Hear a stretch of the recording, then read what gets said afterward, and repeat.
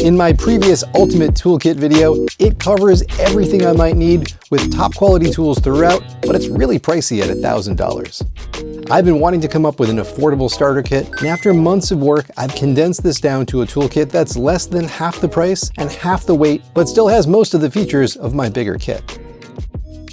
If you just need the essentials, I've come up with an even smaller kit with the top 10 tools you need to tackle common projects around the house, and it only costs $175. I've been giving my kids a few tools every year so they could build a starter kit, but honestly, I didn't have a plan. So what I wanted to do is figure out the full set of tools I thought they would need and map out what order they should be given in so they can work on their hobbies now and be ready later when they're on their own. If you don't have a toolkit or just want to level up what you have, where should you start? How much should you spend? And when can you get away with a cheap tool? And when should you invest? In this video, I'll answer all of those questions. Let's jump in with the top 10 tools that I think you should start off with in order. Believe it or not, the first tool I'd recommend getting is scissors. Fiskars are my go-to for quality, and I found this budget pair of all-purpose scissors for only $6.50 on sale, and they're a great value. They're strong enough to cut paper, thin plastic and cardboard, and have comfortable handles. Plus, they're made in the USA. Next, I'd get a tape measure because even if you're not handy, you still need to check the dimensions of a room or measure some furniture. DeWalt makes great tape measures that are easy to read, and I like the ones with label marks for fractions, so even if you can't remember how to read 5/8 on a tape, you're covered. Their 25-foot atomic tape is an amazing value at only $10. It has a rugged build and this clever gap at the bottom to let you use your finger as a brake, which gives you more control than using the lock. Honestly, a 16-foot tape is what most people would need, but for some reason it's more than the 25-foot, so pick what you prefer. I've been trying to train my brain into understanding metric units, and that's why this FastCap 25-foot tape is also great, because it has both units marked on the tape, and it's only $10. It's less rugged, but has some cool features like a built-in pencil sharpener and an area to write measurements. The first real tool I'd recommend getting is the Wera Tool Check Plus. It gives you everything you need to make small repairs around the house, tune up your bike, and assemble some furniture because it combines a bit and socket set, bit driver, and ratchet in a compact package. It has 28 high-quality bits that cover pretty much anything you'll run into, like Phillips, flathead, Posidrive, hex, Torx, and square.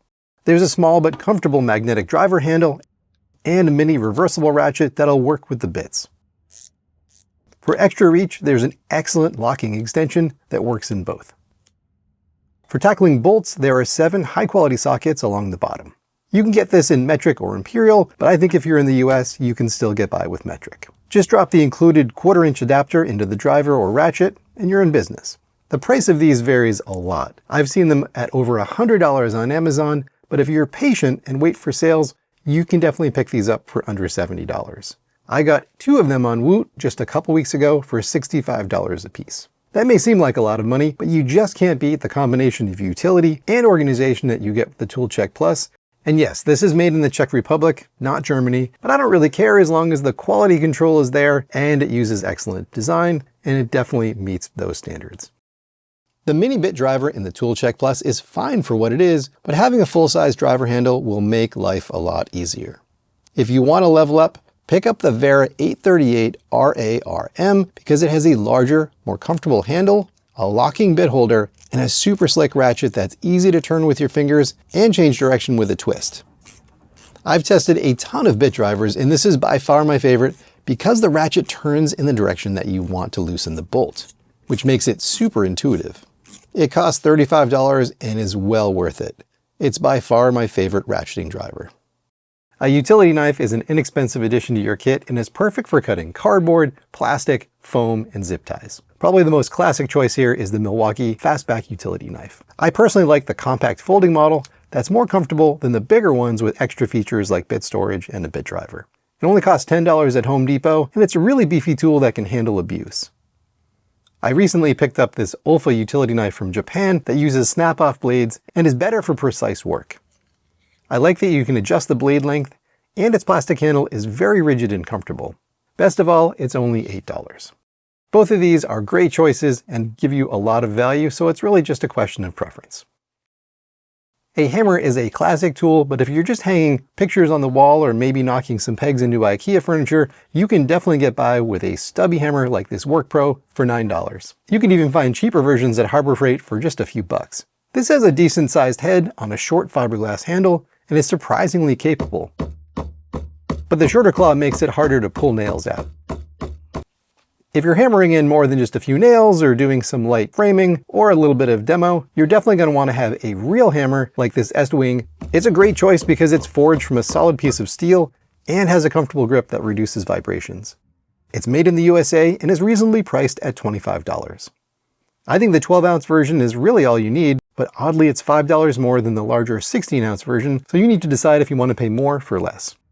Next, I think you should pick up your first set of pliers because they're so useful. There are lots of different kinds of pliers you can buy, but around the house I've gotten the most use out of Needlenose pliers. I really like these Knipex 6¼ inch Needlenose pliers because they're the perfect size for pulling stuff out of a sink drain, twisting wires, and their cutters are really sharp. They're made in Germany, but they only cost $25 and will last forever. These Klein 7-inch Needlenose are the same price, a bit longer, and made in the USA. Both are excellent options, so just go with the one that's cheaper. If you're on a budget, follow the philosophy of buying cheap and upgrading later if you use them a lot or they break. These Quinn 8-inch Needlenose pliers from Harbor Freight are actually pretty substantial and have a sharp cutter for only $7, so I'd start there. I got mine with a 30% coupon for less than $5. The nice thing about Harbor Freight tools is although they're not that well made, they have a lifetime warranty, so you can swap these out if they break. This is what I'm going to go with on my kids' kits, but we'll upgrade to the Knipex at a later point. If you're going to hang stuff on the wall, you need a level and stud finder. A 6-inch torpedo level like this Work Pro is a great option for only $15. It has 4 level bubbles and a magnetic rail and is required if you want to hang a picture, TV, or towel rack straight on the wall. I've had this for years and it's great. You'll also want a stud finder, but those are really tricky. And you've probably heard lots of different conflicting advice about whether you should invest in a really expensive electronic stud finder or just use a magnet. I've tried a bunch, and I think a simple magnetic stud finder is the way to go because they're inexpensive and reliable. They work by using a strong magnet to find screws and nails used to attach sheetrock and lath to studs. The stud pop has a fun design that causes the magnetic centerpiece to pop up and make a noise when you pass over a fastener. Just run it back and forth until you find something, mark it, and then slide it up and down to confirm a few more points. Best of all, it only costs $10 and is made in the USA. For hanging artwork, instead of using a basic nail, get a pack of ook hangers. They're easy to install, hold a lot of weight just in drywall, and cost $12 for a pack of 25. Eventually you'll run into situations where you need to cut steel wire, thick metal bands, or large zip ties, and that's when having a side cutter or diagonal cutter really comes in handy. Knipex makes the absolute best cutters out there, and I've gotten a ton of use out of these 6-inch diagonal cutters. Considering that they're made in Germany and can easily cut through any material with their hardened cutting edge and will basically last forever, I think these are well worth the $25 asking price. For a budget option, the Harbor Freight Quinn 8-inch diagonal cutters are decent quality and only cost $8. I got mine with a 30% coupon for around $5, which is hard to beat. I think these Quinn tools are a good budget option because they aren't absolute trash like their cheaper Pittsburgh tools, but aren't too expensive like their Icon line. You'll want some way to cut wood and metal, and this Toolin 8-in-1 handsaw is a great choice for a small kit because it covers so much ground. Best of all, it only costs $18, takes up very little space, and is great for a quick cut in wood, metal, or plastic. It has a grippy handle that can hold standard hacksaw blades, jigsaw blades, and longer sawzall blades, so it's a jack of all trades. It comes with a set of blades in this small container that are a good way to start, but you can always swap those out for better quality blades over time. At this point, you have enough tools that you're going to want something to carry them in, but I think a regular toolbox is overkill. So this Carhartt bag is kind of perfect for a minimal kit like this. It's just a simple bag with no organization, but it's a good size that will fit quite a bit of stuff. It comes in both black and Carhartt brown, and only costs $16. At this point, we have a great starter kit with scissors, measuring tape, Tool Check Plus, hammer, utility knife, Needlenose pliers, level, stud finder, diagonal cutter, 8-in-1 handsaw, and carrying bag that's super compact, This kit only weighs 5.6 pounds or 2.5 kilograms and is smaller than a loaf of bread. All in, this starter kit costs around $175 if you get things on sale. Upgrading to the full-sized S-Wing hammer and Knipex pliers and side cutters will add around $50. This Lockbee Venture pouch is an alternative bag that's smaller but has better organization. There's two sides to this bag. A vertical pouch that has two different compartments and is actually big enough to hold the Tool Check Plus, a level, bit driver handle, stud finder, and cutter. And on the other side, there's a clamshell opening with elastic holders for thinner items like Needlenose pliers, cutters, scissors, and a Sharpie. They sent this to me a while ago, and although it won't fit everything in the top 10 kit, I think it's perfect for a small grab-and-go kit to keep in the car. You'd be surprised at how much you can do with these 10 tools, and you could stop here, but let's keep going. Let's talk about a few additional things you might want to add, depending on your budget and needs. Having an electric screwdriver makes your life so much easier and opens up the ability to drive lots of screws. I really like thin, rechargeable screwdrivers like the Dremel or Bosch for a kit like this. It's not much bigger or heavier than a regular screwdriver, but has plenty of power to drive screws and drill pilot holes. I really like that you can just push down on it to activate it, and it has a variable clutch. Problem is, prices have gone up on these to $50 or more, and they charge with crummy micro USB. The Amazon Basics version doesn't have a clutch, but actually has slightly better performance and USB-C charging, and is only $25. For something more substantial, the Vastar came out near the top for Project Farm's ratings. I'll let you watch his whole video, but I think for $33, this is pretty hard to beat. With its 7.2 volt motor, it drives screws fast, has plenty of torque, and a locking bit holder means you can drill pilot holes without losing your bit. It has an included light, clutch, and can switch between pistol and straight grips.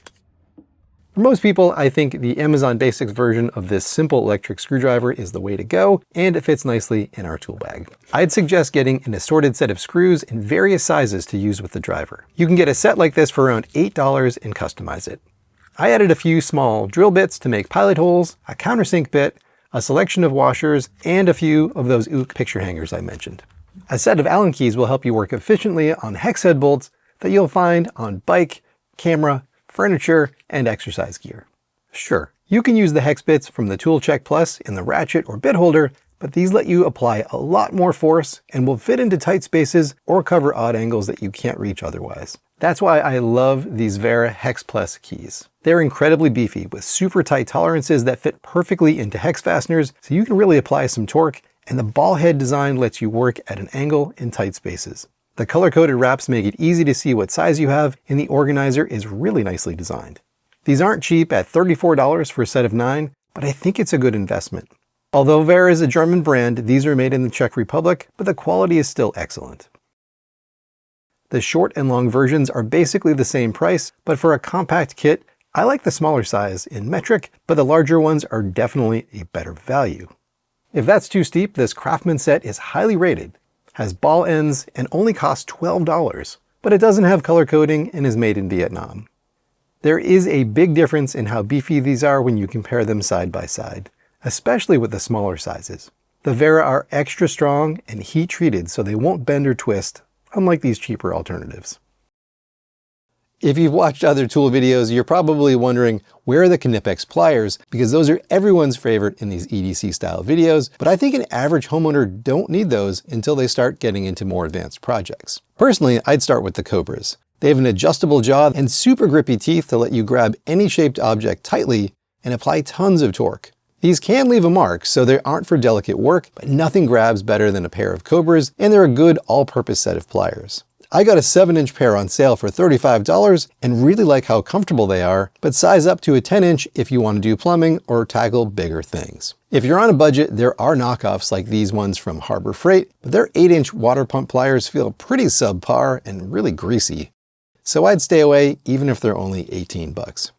If you're going to buy junky Chinese knockoffs of the Knipex Cobras, this Amazon Basic set is a better option because it comes with 7, 10, and 12-inch sizes for only $22. That's only $7 a tool, and these perform pretty well on the torque test channel.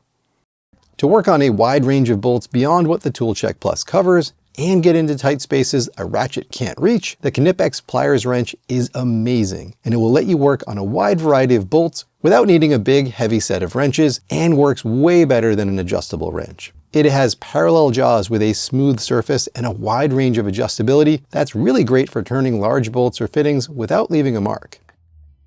I think the 7¼ inch version is the most comfortable size and can still handle really large bolts.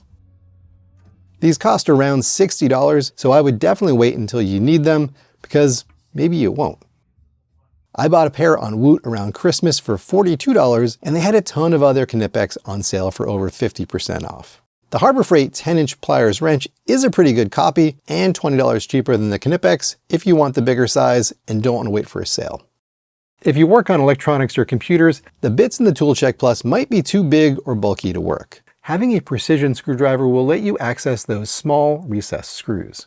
I've had this Klein one for a while now, and it works fine, but it uses these nested double-sided bits, so it takes a lot of trial and error to find the right one. Klein recently came out with their 32-32-7 precision bit driver that holds 13 double-sided bits in a small bit carousel in the back, so you can pop it open and see all the bits. So it's way easier to find the right one quickly. It's magnetic and has a spinner cap, so it works very well with tiny screws. I picked this up for $20 and it's well worth it. People get cranky that these use non-standard 3.5mm bits instead of 4mm, so replacements are harder to find, but this fits into tighter spaces, and if I lose a bunch of bits, I'll just pick up a new one. A flashlight and headlamp are something that you're going to need around the house or when you're camping, but they're also really important when you're working on projects. Personally, I prefer a headlamp because it allows you to keep your hands free to do work. My go-to headlamp is this Nitecore NU25 because the light is incredibly even and powerful with its dual lamps. It's designed for ultralight hiking, so it has these minimal straps, but they're comfortable and really easy to adjust. It costs $39, which is a good value for a name brand with USB-C recharging. If that's too steep, their smaller NU21 has similar features, but less output for only $30. If you look at REI or even Home Depot, a lot of the headlamps are easily much more expensive and not nearly as good. If you prefer a flashlight, check out Workhorse and Sophirian because they tend to have high quality at affordable prices. The Sophirian SC29 is an excellent flashlight that costs $40, but I got mine for $30 on sale. Recently, Olight sent me their new Arcfield Ultra flashlight, and it's awesome. It's definitely a premium option at $120, but it has a sleek, flat body made of ultra-hard aluminum alloy and a dial to switch between the white 1400 lumen emitter, green laser, and ultraviolet light modes. There's a clip, battery indicator, and is wirelessly rechargeable with USB-C. At this point, all of these tools won't fit into our original bag, and we need to level up to something better. I prefer an electrician pouch-style tool bag because everything is stored vertically in their own pocket, which makes it easy to see everything and grab a tool quickly. I spent months looking for affordable tool bags. Eventually, I ended up back at Verto with their TP4 tool pouch because it's like a smaller and more affordable version of my TP-LC at $75. I was able to find it at a local retailer for only $65, which is a fair price for such a well-built bag. It's very compact, but has enough storage to hold all of these tools with room to spare. The main compartment has 4 pockets along the back and space in front for larger items. In front, there are 2 wider pockets and a deep section that can hold the Allen wrench set and ToolCheck Plus. I was even able to fit the stubby hammer in the side slot. It doesn't have a dedicated measuring tape holder, but you can clip it on a pocket. The front pocket has a spot to hold drill bits for the electric screwdriver, and you can put smaller items inside like fasteners. This full kit costs around $450 depending on what you get on sale. It only weighs 10 pounds or 4.5 kilograms and is so light and capable, I've been grabbing this instead of my bigger kit for most projects around the house. I really like how compact and organized it is. It'll take around 4 to 5 years to slowly build up this kit for my kids, and I'll feel good knowing I'm sending them out into the world having a good set of tools and the knowledge of how to use them. Although this video is focused on the hand tools that you should pick up first, there are some small extras to round out this kit, like a pencil, Sharpie, magnetic pickup tool, and WD-40 pen. You can make a bundle of zip ties and slide them into the top tunnel for quick access. On the loop on the side, you can put Gorilla Tape, electrical tape, and Teflon tape for plumbing. You might want to carry some sandpaper and a file to smooth out cuts and 3D prints. A lighter is good to have to heat up shrink wrap or get rid of frayed edges on fabric. I like these easy reach Bic lighters because they're small, but have an extended tip so your fingers won't get burned. I also keep a few sizes of nails, wood screws, washers, and some ook picture hangers in the front pocket, so I'm ready to hang stuff. The price of these will vary quite a bit, but budget $30 to $40 for everything. You'll also notice that I haven't recommended that you get a large set of wrenches, and that's because I think the pliers wrench or Cobras are enough to get by in the beginning. If you're working on cars or machinery, sure, you should get yourself a full set of wrenches, but maybe start off with something very inexpensive. Harbor Freight has a Pittsburgh 32-piece wrench set that covers both metric and SAE sizes for only $25. Now that's crazy cheap, but they're kind of short and it doesn't come with an organizer, so you'll end up shelling out $20 for a rack or tool roll anyway.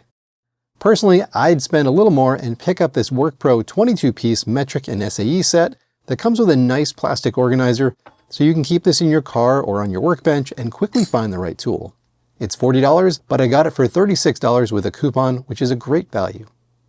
This is another place where the philosophy of buying cheap and replacing with something better for brakes is a good approach. If you're looking to do some small electrical work around the house, like replacing a fixture or an outlet, all you need is a couple tools. First off, you need a wire stripper and crimper. I really like this Nico 6-in-1 wire service tool that has a pair of Leatherman-like pliers at the tip for twisting and bending wire, a set of strippers that work on solid and stranded wires from 8 to 22 gauge, wire cutters, screw cutters, and a crimper in a lightweight package that only costs $18. If you go with this, you can probably skip the Needlenose pliers and save some money. If you do a lot of wiring, the Knipex forged wire strippers are much more substantial and super sharp, but cost around $50. So this is definitely a premium option. Instead of wire nuts to make connections, I recommend getting Wago connectors. These are so much easier to use. You just lift up the lever, slide in the wire, and push it down for a rock solid connection. These work so much better, especially when connecting different gauges of wire or stranded to solid. This 28-piece kit gives you a few of each of their popular sizes, including the new inline connectors, for $21. Or you can get a 12-piece kit for only $10. Lastly, a multimeter is an inexpensive tool to help you debug issues and work safely. This Astro AI multimeter is only $13 and can be used to make sure AC power is off before you open an outlet or install a light. You can check continuity on a circuit, measure AC and DC voltage, and so much more.